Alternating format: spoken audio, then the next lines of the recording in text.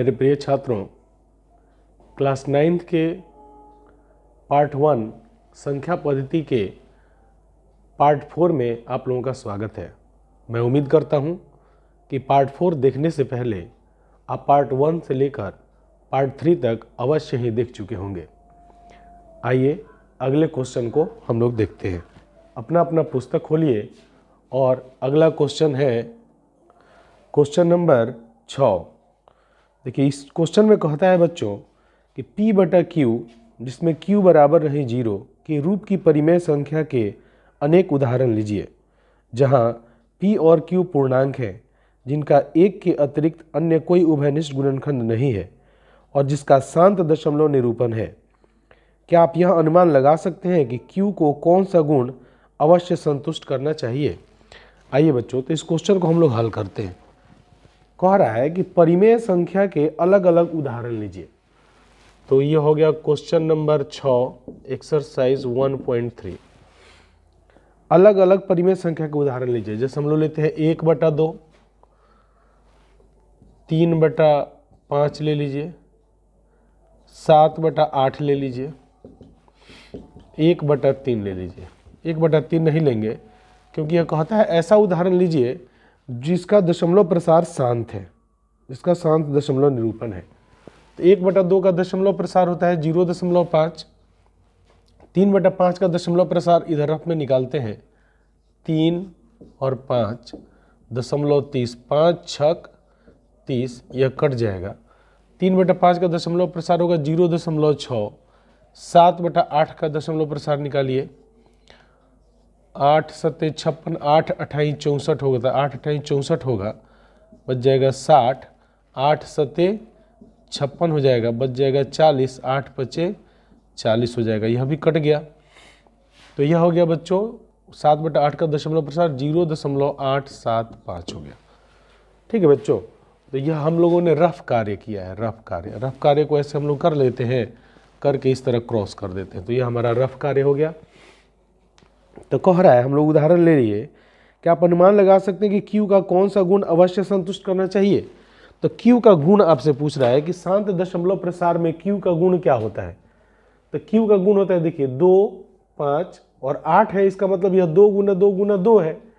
तो कह सकते हैं अतः वह परिमेय संख्या जिसका दशमलव प्रसार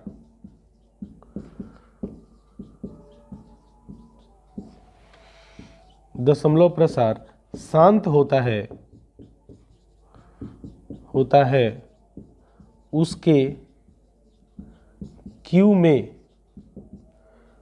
2 या 5 या दोनों के गुणनखंड होते हैं। आंसर यहां लिख दीजिए उदाहरण।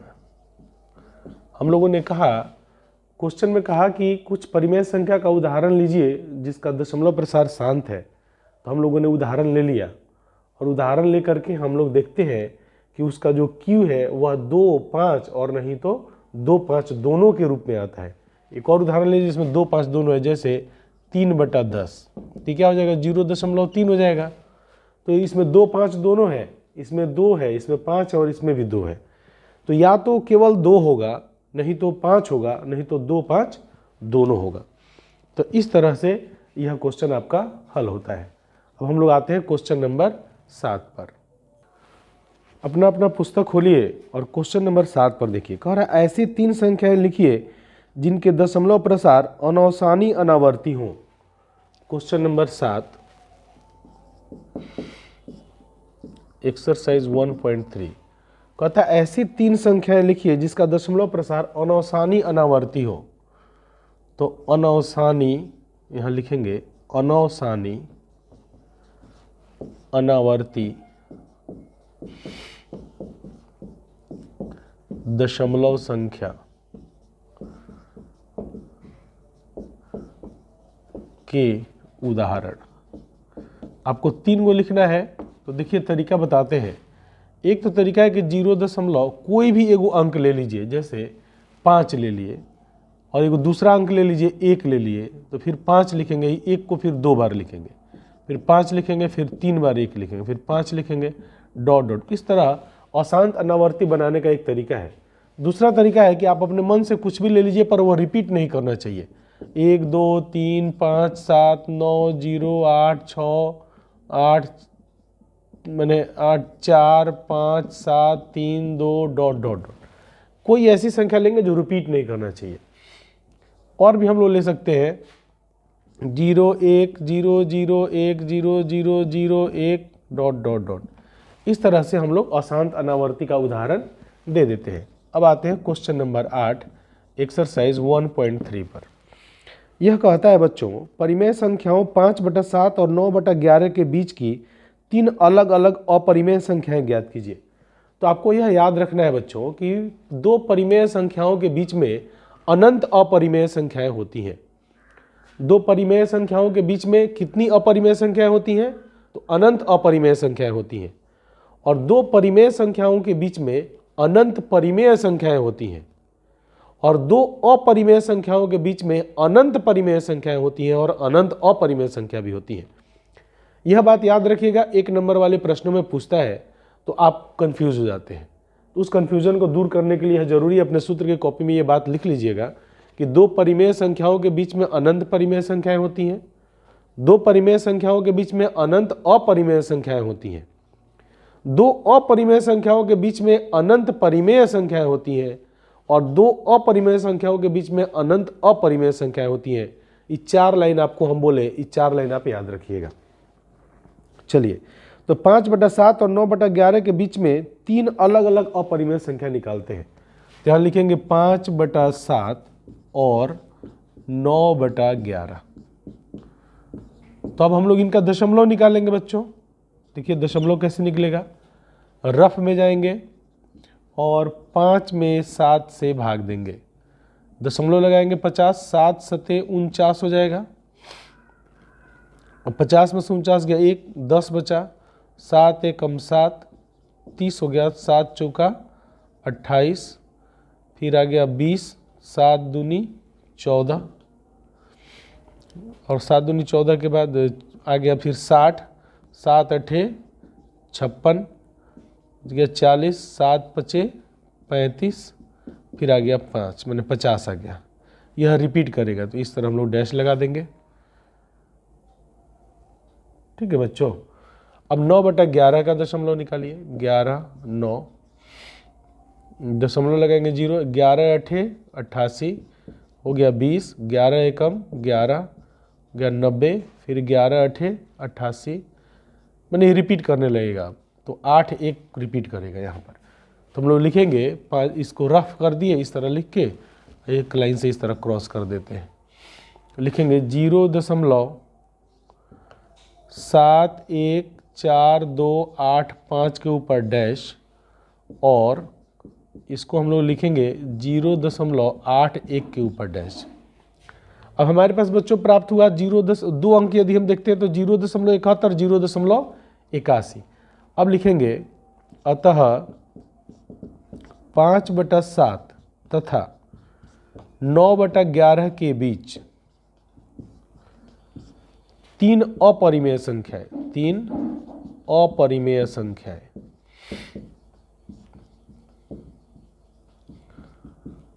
तीन अपरिमेय संख्या कौन कौन होंगी? अब देखिए यहाँ से एक 0.71 है, 0.81 है, तो हम लोग लिख देंगे 0.72 लिख दीजिए, 0.75 लिख दीजिए, 0.77 लिख दीजिए। कोई भी एक अंक लेके इसको डिफर कर दीजिए, 0 लेके 72, 0.072, 0.0.072 डॉट डॉट डॉट। इसको लिख लीजिए 3.75, 3.3.75, 3.3.3.75 डॉट डॉट डॉट। बात समझ गए होंगे? 1.77, 1.1.77, 1.1.1.77 डॉट डॉट डॉट। ठीक है बच्चों, तो इस तरह आपका क्वेश्चन नंबर 8 भी समाप्त होता है। अब हम लोग क्वेश्चन नंबर 9 पर आते हैं।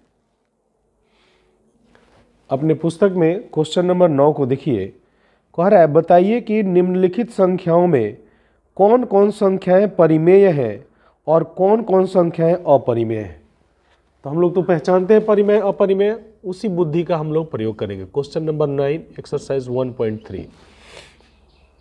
एक नंबर संख्या, एक नंबर दिया है रूट 23 दिया है, रूट 23। अब बताइए बच्चों, रूट 23 रूट में से बाहर निकल सकता है?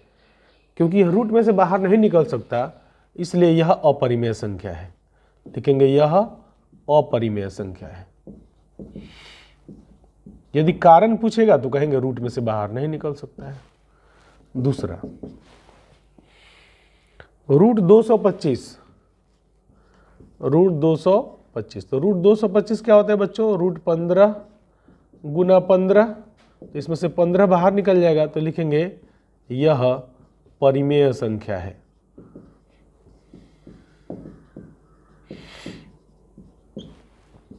तीसरा 0.3796, 0.3796, चूंकि यह शांत दशमलव है इसलिए यह परिमेय संख्या है। लिखेंगे यह शांत दशमलव है,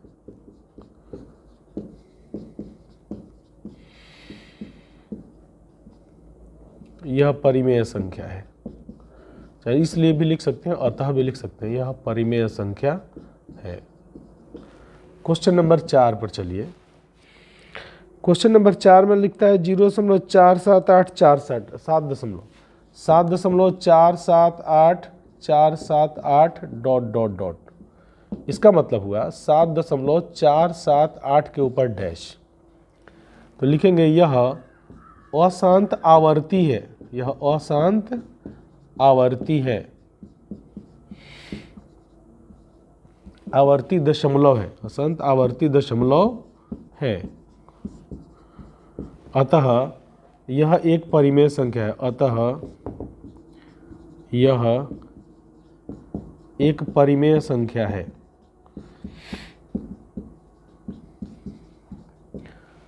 ठीक है बच्चों, तो इसका यह आंसर हो गया, इसका यह आंसर हो गया, इसका यह आंसर हो गया, इसका यह आंसर हो गया। अब ये 5 नंबर पर, 5 नंबर का था 1.10101, चौथा पांचवा 1.101001001 डॉट डॉट डॉट। ये लिखेंगे यह अशांत अनावर्ती, यह अशांत अनावर्ती दशमलव है।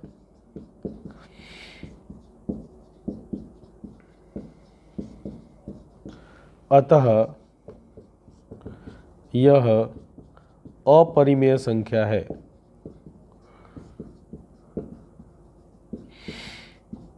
आंसर। इस तरह बच्चों आपका 1.3 समाप्त होता है। अब हम लोग 1.4 पर चलते हैं।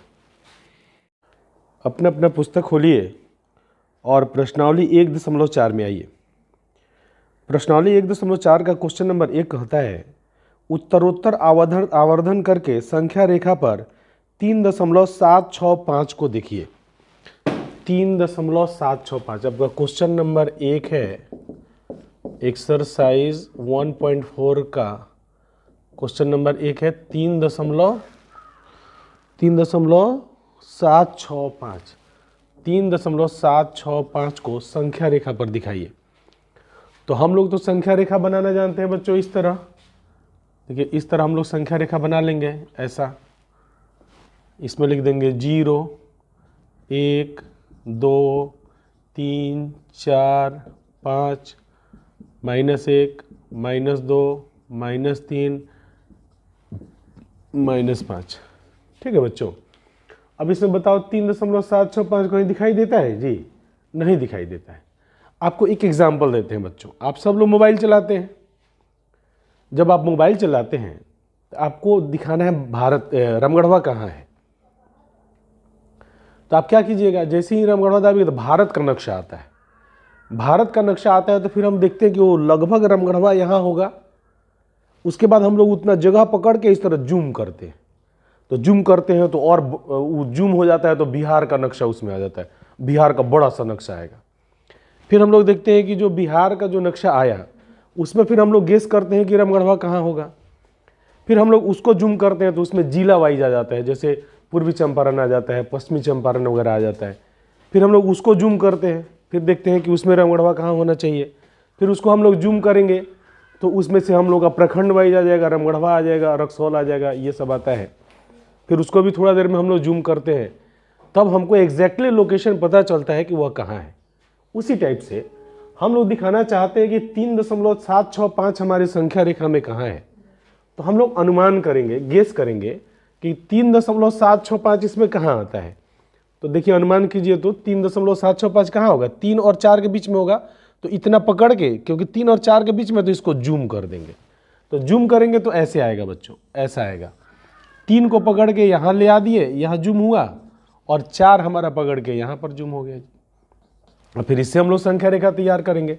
अब यहाँ पर फिर इसके अंदर 10 को बिंदु हमको दिखाई देगा, 1 2 3 4 5 6 7 8 9 और 10।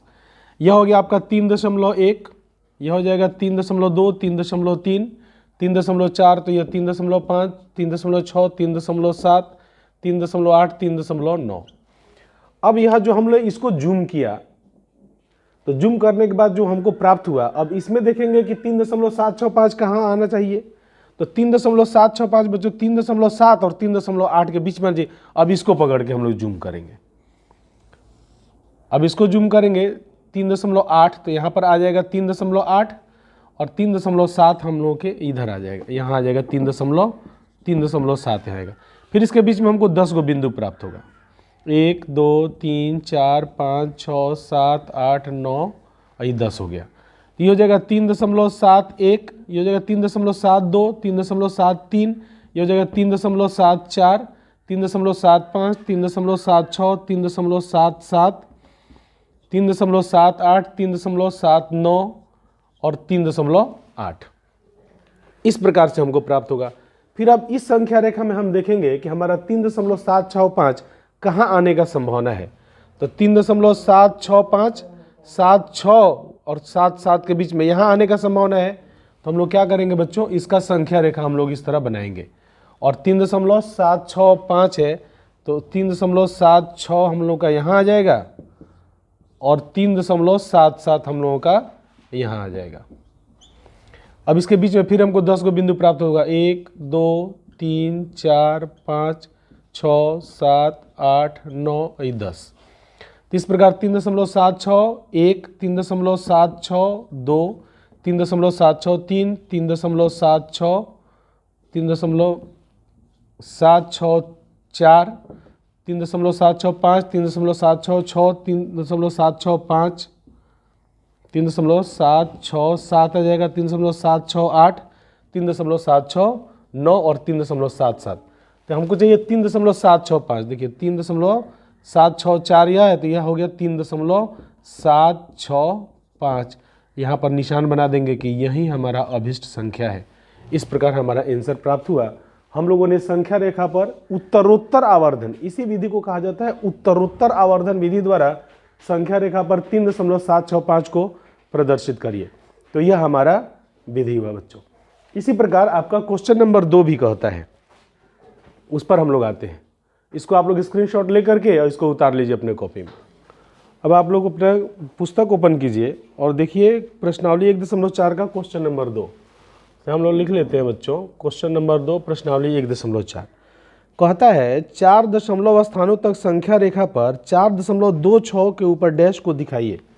तो आपका क्वेश्चन है 4.26 के ऊपर डैश। अब कह रहा है कि इसके दशमलव के 4 स्थान तक अंक लीजिए, दशमलव के 4 स्थान तक अंक लीजिए। इसका मतलब क्या हुआ, यह कहता है 4.2626262626, यह अनंत तक जाएगा, डॉट डॉट डॉट लगेगा। परंतु आपसे कह रहा है दशमलव के 4 स्थान तक ही लेना है।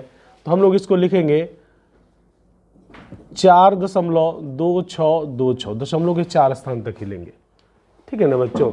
अब इसको हमको संख्या रेखा पर प्रदर्शित करना है, इस संख्या को संख्या रेखा पर।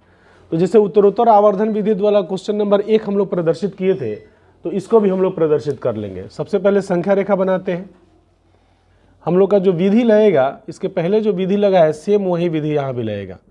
1 2 3 4 5 ले लीजिए, फिर इधर -1 माइनस संख्या रेखा जो हम लोग नॉर्मली बनाते हैं उस संख्या रेखा को पहले हम लोग बनाएंगे। अब हम उम्मीद गेस करेंगे कि हमारा 4.2626 कहाँ आएगा, तो वो 4 और 5 के बीच में आने वाला है, तो इसको हम लोग जूम करेंगे। इसको हम लोग जूम करते हैं तो इस तरह हमको 5 हमारा यहाँ आ जाएगा और 4 हमारा इधर आ जाएगा। इसको बढ़ा के इसको मिला देते हैं, यह हो गया 4। तो देखिए बच्चों, अब 4 और 5 के बीच में फिर हमको 10 को बिंदु प्राप्त होगा। 1 2 3 4 5 6 7 8 9 और 1 10।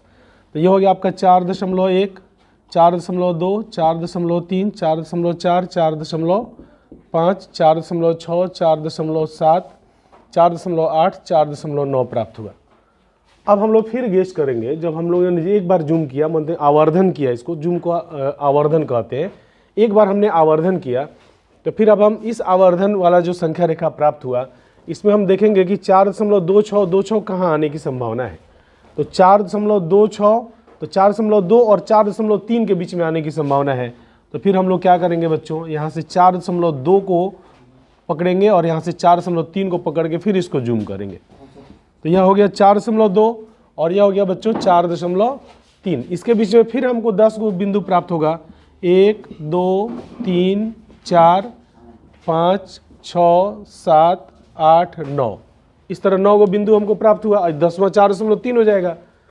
अब फिर इसको हम लोग लिख लेंगे 4.2, यह होगा 4.21, यह हुआ 4.22, यह हो जाएगा 4.23, 4.24 4.25, यह हो जाएगा 4.26, 4.27 4.28, यह हो जाएगा 4.29। ये सभी बिंदु होंगे, परंतु हम लोग लिखेंगे कुछ ऐसा कि हम लोग का जो लिखना है, जो फेयर जो हम लोग का कॉपी है वो भंगाना नहीं चाहिए।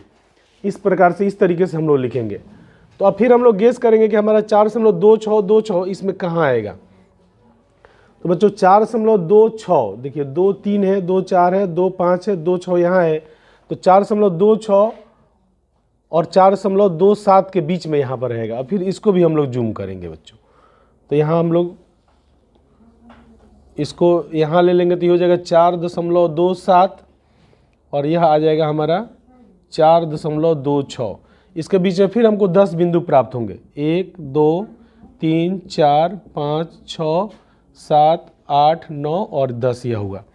अब इसको हम लोग लिखेंगे तो 4.261, यह हो जाएगा 4.262, 4.263, 4.264, यह हो जाएगा 4.265, 4.266, 4.267 हो जाएगा, 4.268 हो जाएगा, यह हो जाएगा 4.269 और यह हो जाएगा 4.27 हो जाएगा बच्चों। तो हम देखते हैं कि हमारा 4.2626 अभी भी प्राप्त नहीं हुआ है। तो नहीं प्राप्त हुआ तो हम देखेंगे लगभग वह किसके बीच में आना चाहिए। तो 4.26 तो यह आएगा 4.265, 4.262 और 4.263 इसके बीच में आएगा। तो फिर इसको भी हम लोग क्या करेंगे बच्चों, इसको भी जूम करेंगे। हम लोग अनुमान लगा लेंगे कहाँ आ रहा है। तो वह 4.262 और 4.263 के बीच में आने की संभावना है, 263। तो इसको फिर 10 को बिंदु ले लीजिए। 1 2 3 4 5 6 7 8 9 और यह 10 हो गया। इस प्रकार हमको प्राप्त हुआ बच्चों 4.2621, 4.2622, 4.2623, 4.2623, 4.2624, 4.2625 और यह हुआ 4.2626, 4.2627, 4.2628, ये हो जाएगा 4.2629 और 4.263। इस प्रकार हमको बिंदु प्राप्त हुआ। तो अब हम लोग जो जूम किया उसमें हम देखते हैं कि हमारा 4.262626 आ चुका है। तो इसको हम लोग इस तरह हाईलाइटेड कर देंगे और यही हमारा, इस तरह मन करे तो आप आंसर लिख सकते हैं, यही हमारा आंसर होगा। तो इस विधि को हम लोग कहते हैं बच्चों उत्तरोत्तर आवर्धन विधि। हमने इसको क्या कहा जी, उत्तरोत्तर आवर्धन विधि। आपका क्वेश्चन जो था कि दो छौ को 4 दशमलव के 4 स्थानों तक ज्ञात कीजिए। तो हम लोगों ने संख्या रेखा पर इसको प्रदर्शित किया। इसके साथ ही इस वीडियो को हम यहीं पर समाप्त करते हैं बच्चों। तो आप लोग हमारे वीडियोज़ को देख रहे हैं, इसके लिए आप लोगों को बहुत बहुत धन्यवाद। हम उम्मीद करते हैं कि पहले के वीडियोज़ को देख करके आप अपना फेयर पूरा कीजिए और अपने नोट्स को पूरा करके अपने पढ़ाई को आगे बढ़िए। पुनः आपको इसके लिए बहुत बहुत धन्यवाद।